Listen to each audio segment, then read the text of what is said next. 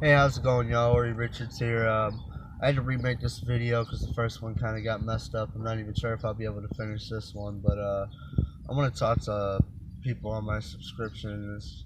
Most of them are my kids, but I just want to talk to y'all because I was watching this YouTube video with Russell Brand, and I've been wondering, what's been going on with him. I haven't seen him in social media. Well, I haven't been on social media, but even when I haven't seen him.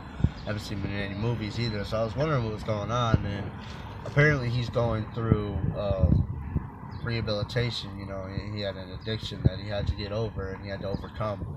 And on his YouTube channel, he's talking about self-discipline and self-awareness and making sure that you don't hate yourself. Recovery is it's people say it's for addicts, but it's not only for addicts, it's for everybody. Because let me tell you something, I'm not addicted to anything. I mean, I smoke cigarettes, so I guess I am addicted to cigarettes. It's quite hard to quit, but I know I can do it. But addiction is not the only thing you can use them steps for. Life is a difficult twist and turns, especially living here in Cleveland, Cleveland, Ohio. I was born in Pittsburgh, but I was pretty much raised here. I grew up on the streets, not like gangbangers slanging guns and drugs and all that stuff. More like I grew up on the streets, meaning I suffered from PTSD from things that happened to me when I was a child that I had no control over. So I spent most of my childhood, first half of my childhood, I spent at church. When I left my house in the morning, I went to church. It was on the next street over, and I went there from I think I was like 6. I was like 10 years old, and I used to go there every single day. I would go there and eat. I would go on the field trips. I'd learn about God through Veggie Tales. And it was an escape from my house and all the crap that was going on there. I hold my mom responsible. She was working 24/7, working at Burger King, making sure we had a roof over our head, food in our stomach, and our bills were paid. And at that age, my dad was working too. He worked for a company on the east side. He I believe he worked for a security company for like 21 years. I really don't remember honestly, but anyways, as a child, I don't remember much. I remember a lot of the good times, but I think that's part of my PTSD is I blocked out all the bad that happened. Like part of it comes back here and there. I get night terrors and visions and things like that. And sometimes it's really rough to deal with. I really don't talk to anybody about it, um, especially since I was so massively confused and blocked out a lot of the pain that I felt. The person who caused it was also my, I guess you would say, counselor. He mentored me. But when he passed away, it was rough, and I didn't deal with it right away. I knew I had to be strong for my mom. It's the only one I got, man. I'm gonna be out here for a while, bro. I gotta wait for my woman. The guy asking me for a cigarette. Uh, no, but I mean, like Brendan Band, he's talking about self discipline and loving yourself. So it's like I look at that and I see a vision as every day in our lives we have to conquer something that doesn't want us to succeed. Religious people call it the devil.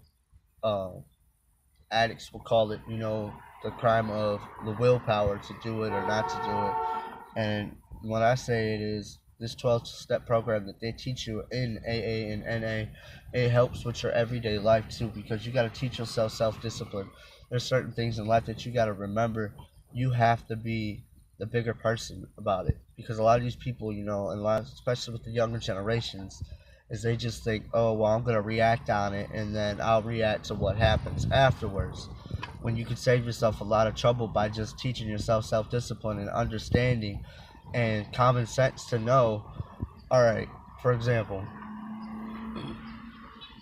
I was walking down the street one day and I was going to get my kids from school, and there's like two school zones before I get to my kid's school, and I'm walking through and I see these kids they're all crowded in the street and they're ready to fight, and I'm sitting there and I'm listening a little bit, and they're like, it sounds like they're fighting over a girl or something like that.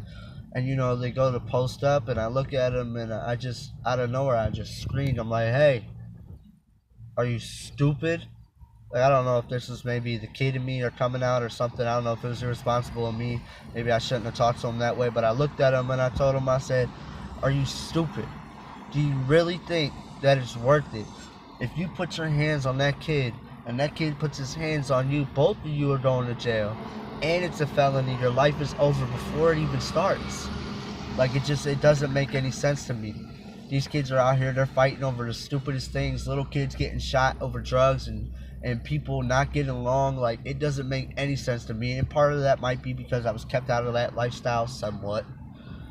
I wasn't kept out of it all the way. The drama always found its way to our house. Drama follows me. Trouble always followed me. Always. I've always had to dodge trouble. And a lot of people think I was sheltered from it, so they think, oh, I don't know shit about it. But even my own sister, who was from the streets, told me I got street smarts. I got street smarts because I got smart. It's not street smarts, it's common sense. That's all you need in this world, for real. Common sense. And sometimes you need more common sense. But if you got self-discipline and you got common sense, you're ahead of the game already. Because there's people out here that are doing some of the stupidest shit that I've ever heard in my life. Tide Pods. You're putting Tide Pods in your mouth because of a Facebook or a social media thing told you to. It doesn't make any freaking sense. Like, when we were kids, we did stupid things, but nothing like that. I think the stupidest thing I ever did when I was a kid was putting a rock in my ear. It was a salt rock, too. It's pretty bad. But I ain't never stick no Tide Pod in my mouth. And that's not a punt against anybody specifically or any social media. I don't want to be on here and get freaking sanctioned for talking about someone. But, as part of my belief, I believe everybody needs to understand something. In this world, if you don't teach yourself self-discipline, if you don't understand your own morals, you need to find yourself before you can develop. A lot of us, we turn 18, we get tossed out into this world, and we don't have any of the tools we need to succeed in life. We have to learn. And a lot of these people out here, either the same age as us or they're older than us, they don't want you to succeed. All they care about is themselves. And the faster that you learn that, the easier it's going to be for you. I'm not saying life is going to be easy, because trust me, life is not easy. It doesn't matter if you're rich, it doesn't matter if you're poor. Life is not easy at all. From the second you're born, you're dying. That's the truth. Every breath that you take leads you that much closer to the last breath that you take. It matters. Everything that you do in life matters, because at the end of the day, when that time comes and you're gonna pass away and go wherever you go, can you look back at your life and be like, yeah, I'm proud of that. I look at myself now and I'm glad I got kids, yeah. Am I happy about the way it happened? No. Out of all the good things I could do in my life, I've done so many good things. I've taught kids how to march. I've taught kids morals. I've taught them self-discipline. I created my own ROTC program when I was younger, just to try and keep the kids out of the neighborhood, out of trouble. But I had kids at a young age. I didn't go to college. I got my high school diploma, but I got it through an online university. I don't even know if it's legit or not. I've helped out my family a lot.